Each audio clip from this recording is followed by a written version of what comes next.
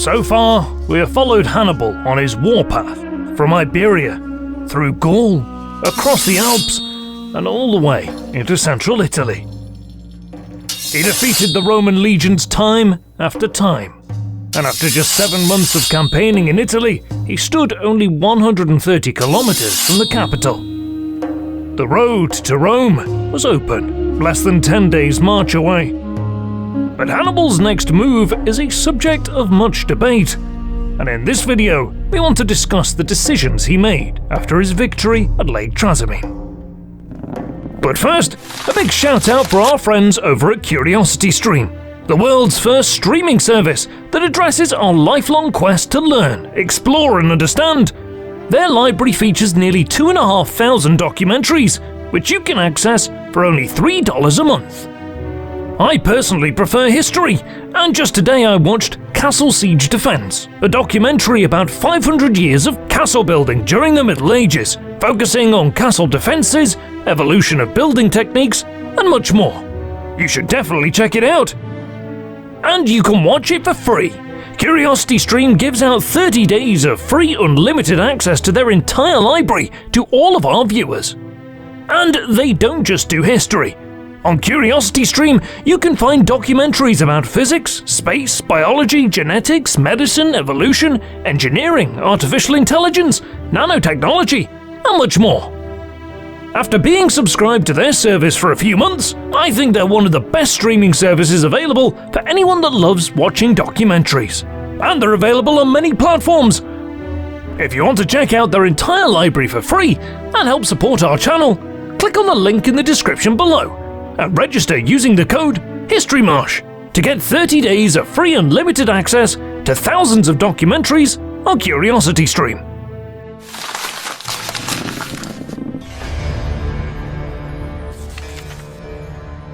The first 7 months of Hannibal Barca's campaign in Italy were nothing short of spectacular. Despite nearly half of his army perishing in the Alps, he led his tired troops and defeated the Romans at Ticinus and Trebia. This won him the support of Gallic tribes in Cisalpine Gaul, many of whom joined the Carthaginian general. The march continued south towards central Italy, through the Apennine Mountains and the Arno River swampland. The 4 days it took to cross the swamps were particularly costly. Many of his men drowned, while others died from exhaustion. Hannibal himself lost sight in one eye due to infection. A great number of pack animals and horses were also lost, which caused a severe problem for his campaign plans. While he managed to patch up his baggage train by confiscating pack animals from Etruscan farmers, horses were far less common and needed to be trained for war. This left Hannibal's cavalry contingent greatly weakened for the upcoming battle against Flaminius. Yet, despite this setback, the elusive Carthaginian general remained hidden from the Romans after emerging from the swamp. Flaminius missed the opportunity to attack Hannibal's weakened army. And just days later, the Roman consul would perish in the defeat at Lake Trasimene. Hannibal re-equipped his light infantry with weapons and armor taken from fallen Roman soldiers, and vast quantities of supplies were captured, such as food, canteens, clothing, boots, blankets, tents, saddles, bridles, and fodder. But, most importantly, 4,000 pack animals and 2,000 cavalry horses were captured from Flaminius' army at Trasimene, and another 4,000 horses in Mahabal's ambush of Servilius' cavalry contingent. Hannibal was now able to replace the horses he lost in the swamps, bringing his own cavalry contingent back to full strength. After 7 months of campaigning in Italy, Hannibal dominated the Romans in the field. Between the battles of Ticinus, Trebia, Trasimene, and the ambush of Servilius' cavalry, Hannibal eliminated over 50,000 Roman soldiers, a number equal to 10 legions. Now that Fabius Maximus was elected dictator, Hannibal was encamped just 130 kilometers from the city of Rome. No army stood in his way, and he could have marched on the capital in less than 10 days. Yet, he decided not to. Let's try to examine why. In warfare, Tactical objectives and strategic objectives need to be connected in some form. Tactics refers to methods that an army employs in order to win battles. Strategy deals with broad objectives that a warring country has, as well as the means necessary to achieve these objectives. Without strategy, battles are disconnected individual events. Without tactics, any strategy falls apart. In the Second Punic War, Rome's strategic objectives were to keep the territories it won in the First Punic War, and perhaps seize parts of Iberia. Carthage, on the other hand, sought to retain dominance over Iberia and its valuable silver mines, and win back Sicily, Sardinia, and Corsica that were lost in the First War, along with other minor islands in the Mediterranean. This would enable Carthage to regain its dominance on the sea.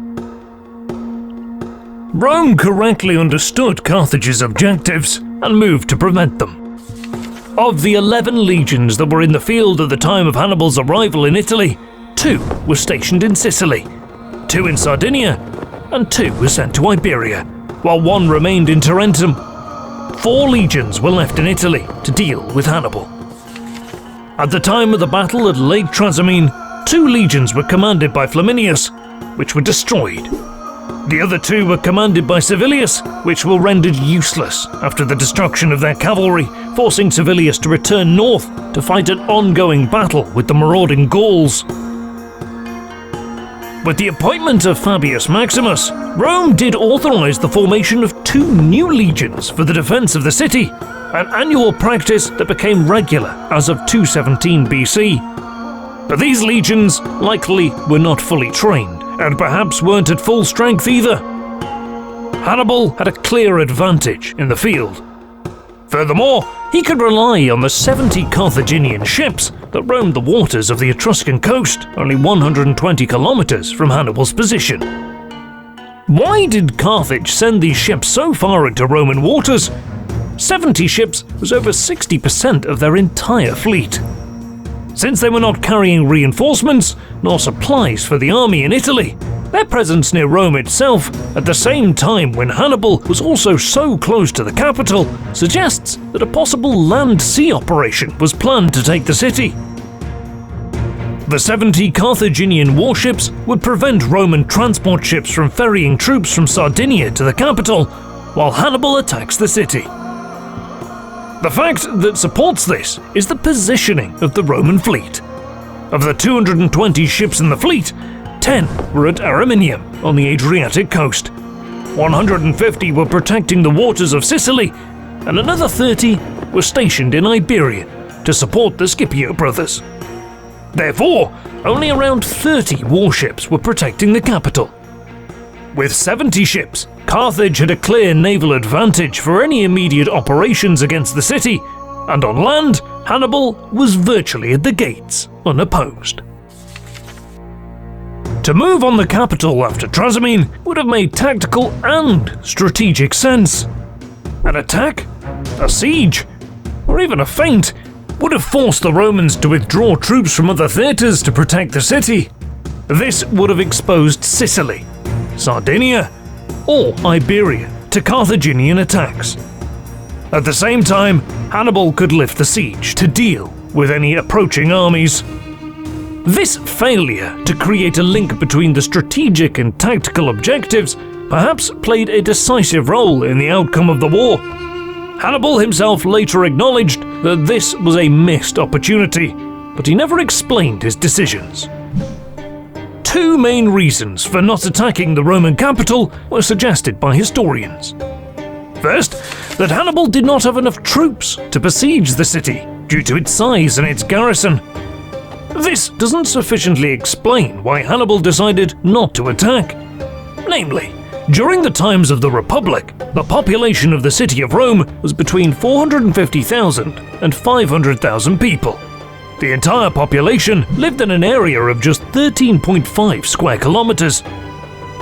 The city was surrounded by the 11-kilometer-long Servian Wall, a stone barrier that's 10 meters high in some places. There were 5 main gates on major roads leading into the city. 10-meter deep defensive trenches were dug up in front of the walls, where the city faced open fields. These defenses should not have posed a formidable obstacle to Carthaginian engineering abilities, nor was the city too big to be besieged by Hannibal's army of around 50,000 troops. In addition, even if the city's garrison of 2 legions were battle-ready, 10,000 troops manning the walls and multiple gates would not have posed a strong enough threat to deter an attack. The second suggestion is that a naval blockade was not possible because the Roman fleet would keep the supply lines open along the river Tiber. This would have been true had Ostia been big enough to be Rome's main port at the time, but it didn't become a major port for another 250 years until Emperor Claudius expanded it. At the time of the Second Punic War, the majority of seaborne supplies for the capital came through the port of Puteoli, over 190 kilometers down the coast, and were then transported to the city overland. Hannibal could have cut off these supplies by blocking the roads. At least for some time, a naval blockade of Rome would not be needed, and the Carthaginian ships could focus on preventing transports from bringing in reinforcements from Sardinia. So, why did Hannibal, one of history's greatest risk-takers, choose not to attempt to take the city, while he was, arguably, at his strongest, and Rome was at its weakest? One possibility that is often suggested by historians is that Hannibal's view of war was influenced by Hellenistic thinking. He was certainly an admirer of Pyrrhus of Epirus. Namely, Hannibal's view was that maybe the total destruction of the enemy was not needed to win the war. Instead, battles would be fought until the leadership of one side conceded defeat once they realized that they could no longer win on the field of battle, and stood to lose more if they continued fighting. Therefore, he may have assumed that Rome would seek terms once the many contests of armies had been decided.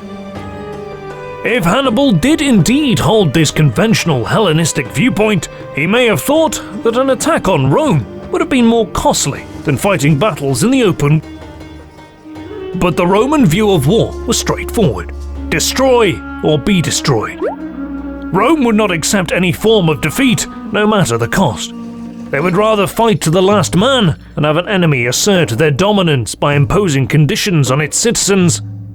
Perhaps Hannibal still didn't fully understand this in 217 BC. Whatever the case, Fabius began defensive preparations in Rome, while, unbeknownst to him, Hannibal turned east, towards the Adriatic coast. A game of cat and mouse between the two commanders is about to begin. In this video, we provided plausible reasons based on our research as to why Hannibal didn't attack Rome after Lake Trasimene. We'd certainly like to know what your thoughts are, so if you have any theories of your own, let us know in the comments. As always, thank you for watching.